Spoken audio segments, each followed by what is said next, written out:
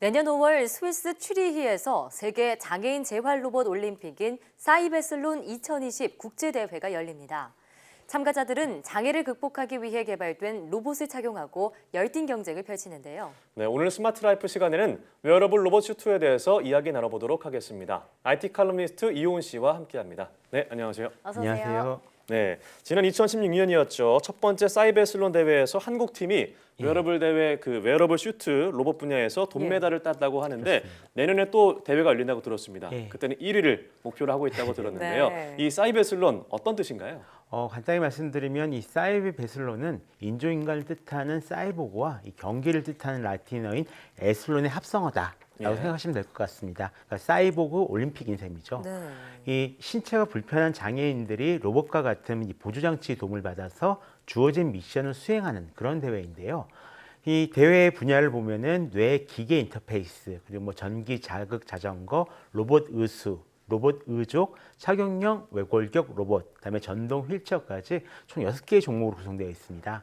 그래서 연구팀은 2020년에도 지난 대회와 동일하게 완전 마비 장애인이 이 로봇을 착용하고 도전적인 장애물을 통과하는 경기인 이 착용형 외골격 로봇 종목에 이제 출전하게 되는데요. 예. 지난 대회에서는 로봇을 착용한 이 장애인 선수가 평지를 걷고 계단을 오르는 것만 해도 굉장히 좀 도전적인 기술로 평가를 받았었거든요. 네. 근데 2020년 개최 예정인 제2회 대회에서는 훨씬 난이도가 높아집니다. 그래서 장애인이 걸으면서 양팔까지 조작해야 되는데요.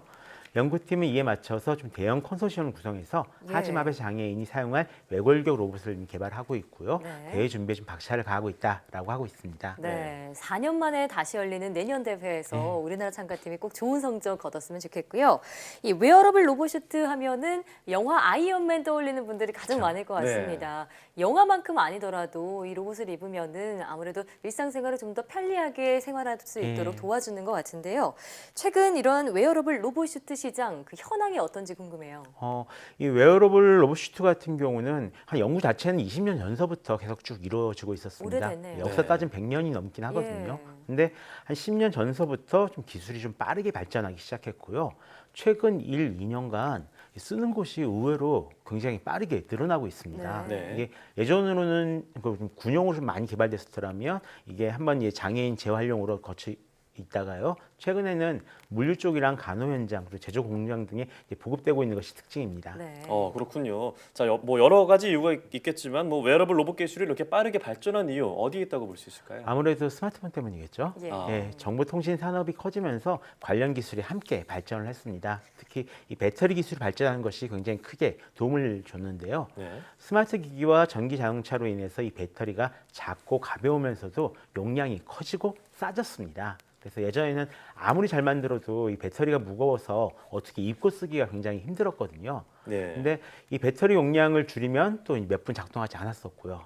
그야말로 실용성이 없었던 그런 네. 상황이었는데 최근에 이 배터리 부분이 많이 개선되면서 또 동시에 또 소재까지 많이 개선이 됐습니다. 좀 가벼워졌나요? 그렇죠. 예전에는 네. 스테인리스 스틸 써가지고 온 무게 자체가 막 많으면 200kg까지 가고 그랬었는데 네. 지금은 알루미늄이나 아니면 마그네슘 합금 아니면은 이 탄소 섬유, 카본 파이버 같은 거를 이용해가지고 가벼우면서도 좀 강한 기기를 만들 수 있게 됐습니다. 네, 갈수록 발전하고 있군요. 자, 그런데 육체적인 노동이 많이 들어가는 작업 현장에 아무래도 네. 이런 웨어러블 로봇 슈트를 많이 사용할 것 같거든요. 그러면 국내에서는 어떻게 활용하고 있을지 궁금해요. 이 웨어러블 로봇 슈트를 활용한 현장을 보면 이유가 좀 다들 비슷합니다. 네. 그러니까 무거운 물건을 자주 움직이는 곳이나 아니면 오랜 시간 좀 엉거주춤한 자세를 반복하거나 유지해야 되는 그런 곳인데요. 네. 말 그대로 좀 이 신체에 무리가 가는 활동을 하는 그런 곳이죠. 예. 예를 들어서 이 LG전자에서 개발한 LG 클로이 슈트복 같은 경우에는 하체 근력 지원용 웨어러블 로봇 슈트인데요. 훨씬 적은 힘으로도 무거운 짐을 손쉽게 옮길 수 있게 도와준다라고 합니다. 네. 네. 그리고 현대자동차에서 개발한 벡스 역시 자동차 공장 노동자를 위한 장치인데요. 오랫동안 이 팔을 들고 일해야 하는 사람이나 아니면 쭈그리고 앉아서 일하는 사람들을 위해 만들어졌습니다. 네. 네, 그런데 이 현대자동차에서 개발한 벡스는 배터리가 없고 예. 그 LG에서 개발한 제품 배터리를 쓴다고 하는데 그 둘의 차이는 어떤 게 있을까요? 이 웨어러블 로봇 슈트 같은 경우는 크게 두 가지로 나뉩니다. 예. 하나는 동력을 쓰는 액티브 타입이 있고요. 그다음에 동력을 쓰지 않는 패시브 타입이 있거든요. 예. 액티브 타입 같은 경우는 이 모터와 배터리를 사용을 해가지고 사용자의 체력 부담을 직접적으로 줄여주게 됩니다. 예. 반면 이 패시브 타입 같은 경우는 인공 근육이나 스프링 등을 이용해서 이용자의 움직임을 좀 지지해주는 타입이다라고 보시면 될 것 같습니다. 네. 실제로 이 패시브 타입 슈트를 입은 분들은 보이지 않는 벽이나 의자가 딱 가로막아주는 그런 느낌이다라고 얘기를 하세요. 예. 그래서 움직임을 딱 잡아주는 타입이고요. 이 타입 같은 경우가 가격이 이 액티브 타입보다 훨씬 저렴하거든요. 그래서 그렇군요. 지금 더 많이 쓰이고 있습니다. 네, 국내사를 살펴봤는데 이런 웨어러블 로봇 슈트를 입고 작업을 하면은 예. 어떤 점에서 좀 유용할까요? 일단은 저출산 고령화 문제를 네. 이제 피해갈 수가 없을 것 같은데요. 네. 그러니까 이런 문제를 해결하는 데 있어가지고 뭐 로봇을 도입하면 되지 않냐라고 얘기하시는 분들 많이 계시거든요. 예. 근데 실제 작업 현장에서는 로봇으로 아직 해결될 수 없는 부분이 굉장히 많습니다. 사람이 직접 손을 봐줘야 되는 부분인데요. 앞으로 이런 데서 일할 사람이 또 이제 점점 줄어들 수밖에 없는 그런 문제가 있습니다. 네. 이런 부분들을 이 로봇 슈트들 같은 경우는 좀 해결해 줄 수가 있다는 거죠. 예. 그래서 이제 일을 잘하시는 분들이 나이가 들어서 일을 줄이거나 그만둘 수밖에 없는 그런 상황에 왔을 때 웨어러블 로봇 슈트가 굉장히 이제 필요하다 이렇게 얘기를 할 수 있을 것 같고요. 예. 또 이 웨어러블 로봇 슈트를 도입하게 되면 그동안 젊은 남성만 일했던 그런 자리에 여성이나 고령자가 일할 수도 있게 됩니다. 또 네. 다른 한편으로는 너무 힘든 일은 요즘 다들 싫어하잖아요. 그렇죠. 기피하죠. 네, 그래서 이제 기업을 특히 물리기업들을 가보면 취직이 돼도 금방 그만두고 나가는 사람이 많다라고 하는데요.